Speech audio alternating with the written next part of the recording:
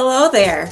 I'm Amanda Blaine I'm the Executive Director of the CGH Health Foundation. Welcome to this week's Growing Healthier program. Through this educational series, we provide education about important health topics and introduce you to some of our very knowledgeable health professionals. Our programs are always hosted by Dr. Bill Bird, our Chief Medical Officer here at CGH. In today's program, you get to hear Dr. Bird talk to Dr. Khan, our CGH gastroenterologist. You'll learn about important developments in colorectal cancer detection and treatment as these doctors discuss early diagnostics, minimally invasive treatments, surgical options, and targeted therapies and prevention. Before we get started, though, I'd like to share a few announcements about the foundation with you. First, the foundation is excited to partner with the hospital to bring you our second annual Ladies Night Out, our Hot Flash Bash. This year, we're going to host the event on April 22nd, and that event's going to be in Dixon at the Madwater Saloon. Please watch our Facebook page for more information. And I also wanted to let you know that our dementia respite program has a couple openings. This is a social model program designed for people with cognitive decline. This program is available every Wednesday. And if you would like more information on this program, please call Beth Sturck, our dementia navigator. Her number is 815-625-0400, extension 3977. Before I turn it over to Dr. Bird, let me tell you about next month's program. Mark your calendars for April 16th to hear Dr. Bird talk to CGH cardiologist Dr. Rashid and Dr. Kiso. You'll hear about exciting innovations and treatments that are shaping our cardiology department, both in Morrison and Dixon. So please turn in for that. Without further ado, let's get started on today's program. Thanks for joining us. Hey, thanks, Amanda. Hey, Amanda, do we have any openings in that dementia respite program? We do. We have a couple in both the morning and the afternoon session. So we'd love to help some more patients. Absolutely. Okay, thanks, Amanda. Appreciate Thank you. Welcome. Hi, this is Bill Bird, Chief Medical Officer at CGH, and thank you for taking the time to join me as I interview Dr. Khan here for our Facebook Live series.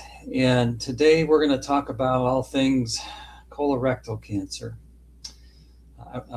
It's obviously a topic that continues to be an issue throughout our country, and it's, I think, a good topic to discuss on occasion. So let's bring Dr. Khan in here. Hi, Dr. Khan. How you doing? Dr. Bird, good afternoon. First, I would like to thank everyone at CGH Medical Center in Sterling, Illinois. Thanks for this opportunity. Thanks for allowing me to speak about colon cancer. My name is Faizan Khan. I am from Chicago, and I have been in Naperville. I have been at CGH for more than 10 months.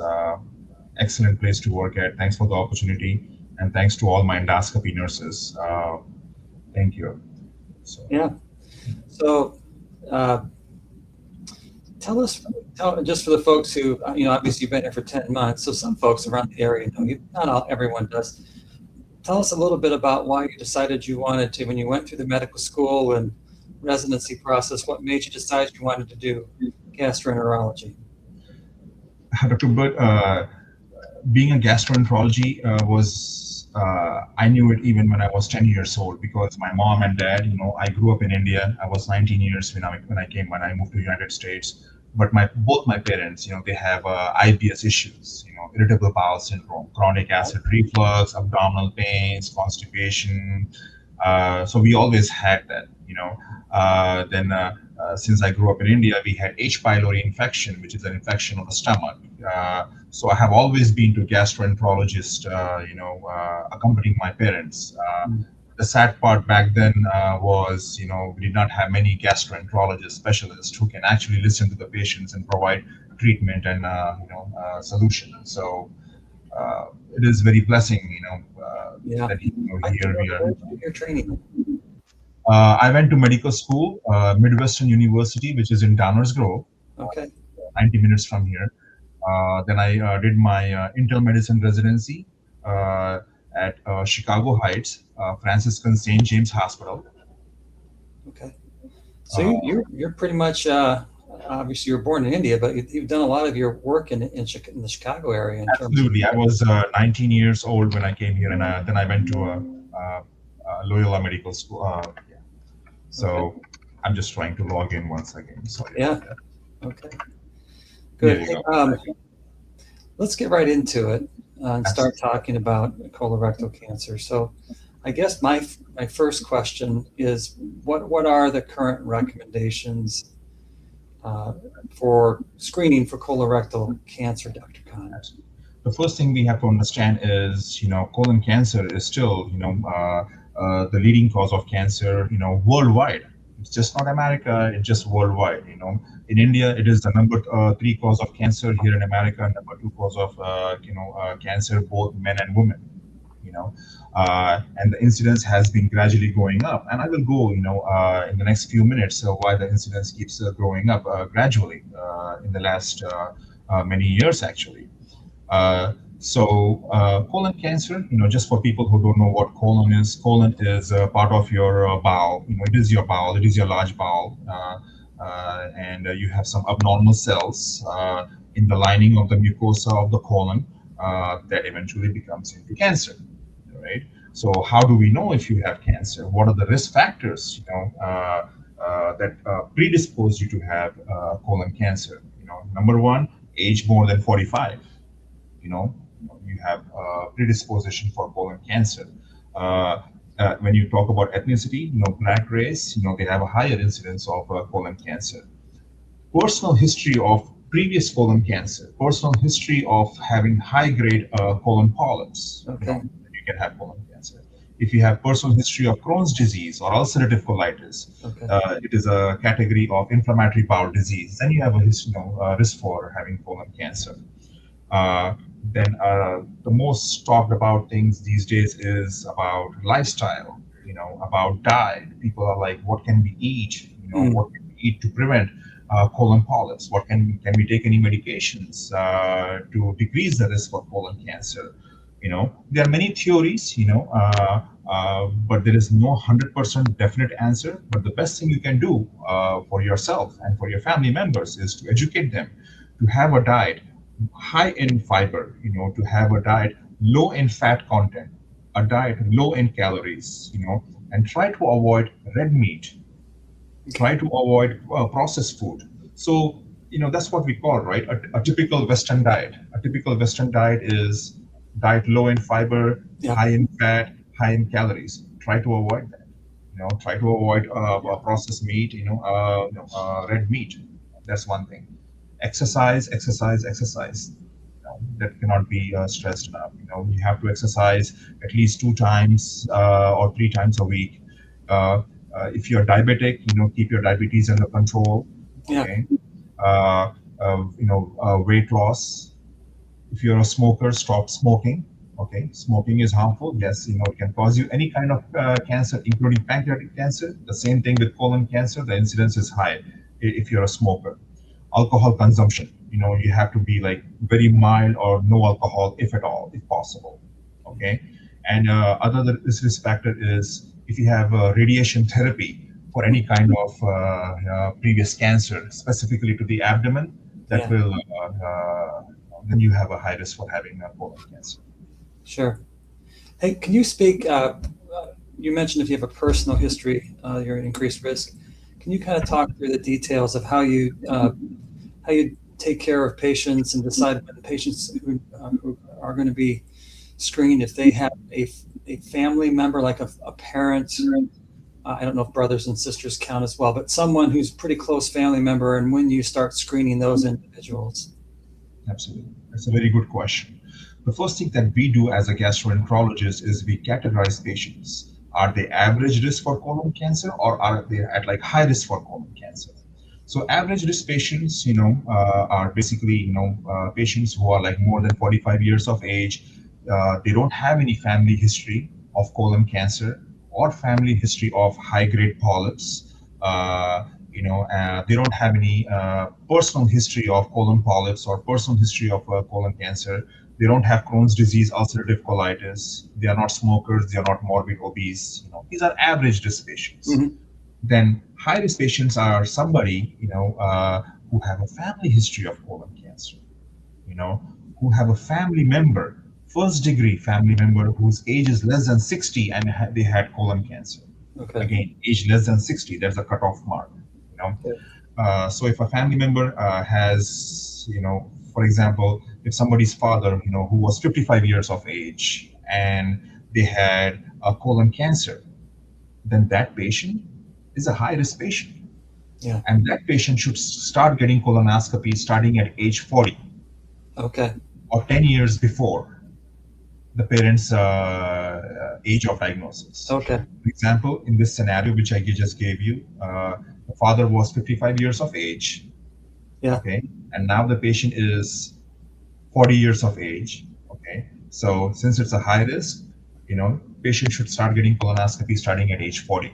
Okay. So these are So high risk if patients, your and parent had colon cancer at below the age of 60, you're going to have a colonoscopy when you're at least, the latest would be when you're 40. And it could be earlier than that if they had a diagnosis in their 40s. You'd subtract 10 from that and you'd start there.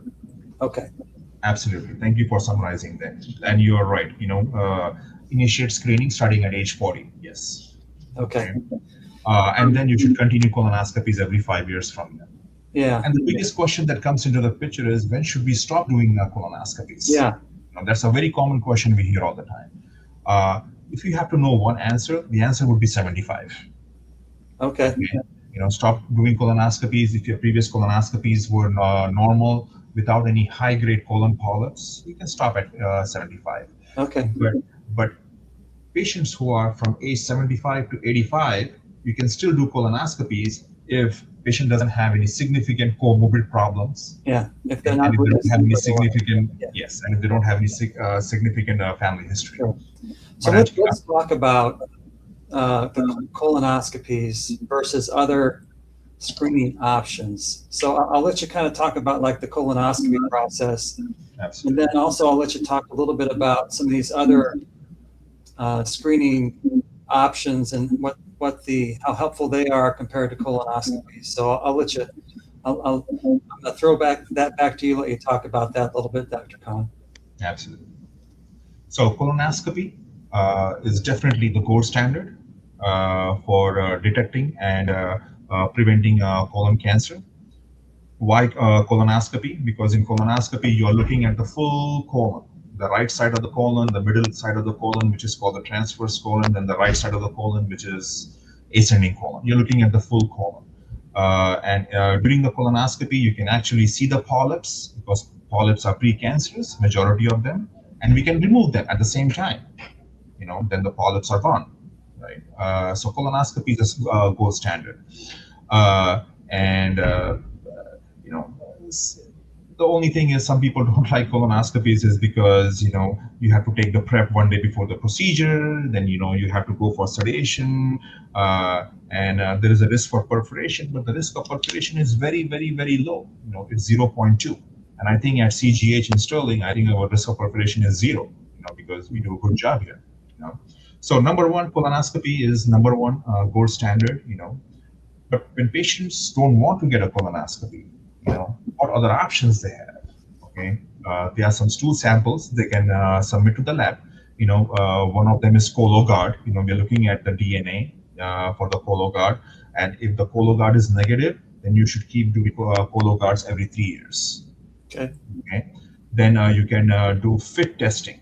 Again, it's a stool sample. And this FIT testing should be done every 1 year. All right. Then there are other options we have is called sigmoidoscopy. Sigmoidoscopy is nothing but like a partial colonoscopy, not a complete colonoscopy, but you're looking only on the left side of the colon. But what about the right side of the colon? Because even on the right side of the colon, you have 22% risk for having colon cancer. So you can do flexible sigmoidoscopies every 5 years. But again, you need to also look at the right side of the colon. So colon cancer can also be missed. When you do a flexible sigmoidoscopy. Then there is something called CT colonography, where you go in a CT scanner and it will take nice pictures.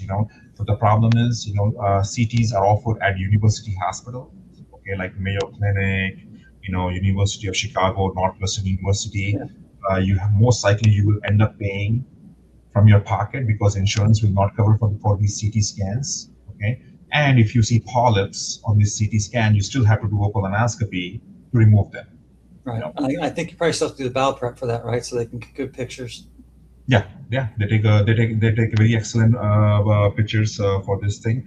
But again, there is a chance you can also miss very tiny polyps Yeah. on this CT scan also. Do you know the numbers in terms of the Cologuard and like how accurate it is at picking up Yeah, absolutely. cancer and polyps compared to, as best you can, to like a colonoscopy? Absolutely. So, Dr. Bird, you're a primary care doctor, and many times, patients come to you and they refuse colonoscopies. And the reasons I told you why they don't want to refuse, they don't want to go under sedation, they don't want to drink the prep, or they might have some other comorbid problems, and that's why we offer Cologuard. Right? Cologuard is 91 or 92% sensitive, good at picking up colon cancer. Okay. Okay, but when it comes to colon polyps, it is 40 to 45% good at picking up colon polyps. Okay. And to our audience, colon polyps are nothing but precancerous bumps, that can eventually become into cancer if you don't remove them. Yeah. Okay. So I repeat myself, for cancer, Cologuard is good, 91%, and for colon polyps, it is good for 40 to 45%. Okay. Okay, so again, being a gastroenterologist, even if it's my family member, I would really, encourage and motivate my patients to get a colonoscopy. Yeah, for sure. Because I've heard this so many times from gastroenterologists is that you want to take it out when it's a polyp because you don't have anything to do beyond just taking it out and then doing surveillance scopes after that. Whereas if you have a colon cancer, then you have to go through the process of deciding is it localized or is it not, and all those kind of things. Absolutely, because we know very well, Dr. Bird, that the incidence of colon cancer keeps increasing. Yeah. I'll just give you an example of my friend who called me from Dubai. He's just 41 years of age. He said he has bright red blood in his stool, and he was losing weight. I thought, maybe he just has hemorrhoids because he's young, right? But he continued to had bleeding and diarrhea. He had a colonoscopy, and he's 41. He had colon cancer.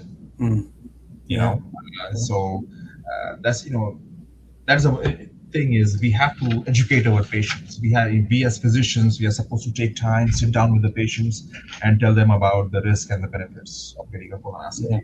Yeah. Hey, speaking of, like people that then, a certain percentage of people who have colonoscopies do get diagnosed with colon cancer. It's not a good thing to have, but there definitely some innovations, some new treatments that are, particularly if caught in a reasonable time, patients can do pretty well with colon cancer. Can you talk about that briefly, just kind of that whole, what you're seeing in the world of GI and oncology and those type of things for people who are diagnosed? Absolutely. Now, before going in detail, about the treatment options, first we have to understand, what stage is a colon cancer. Is it stage 1, 2, 3, or 4? So with people with stage 0, there is also stage 0, which means the cancer is just localized, to the surface, or stage 1, where the cancer has not spread to the lymph nodes. Where stage 3 is cancer has spread to the lymph nodes, and stage 4 is cancer has spread to different organs. Okay, so just to summarize, with stage 0 and 1, all you have to do is you have to see a surgeon, and surgeons will go in, remove that part of the section of the colon, and the cancer is out. Okay, and for stage 2, 3, we have to start talking. Specifically, mainly for stage 3, we have talked also about chemotherapy.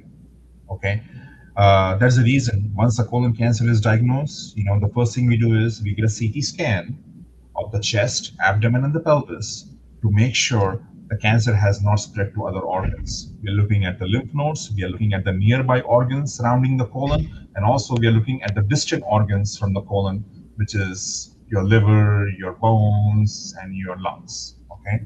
And the next thing we do is, we send them to a good uh,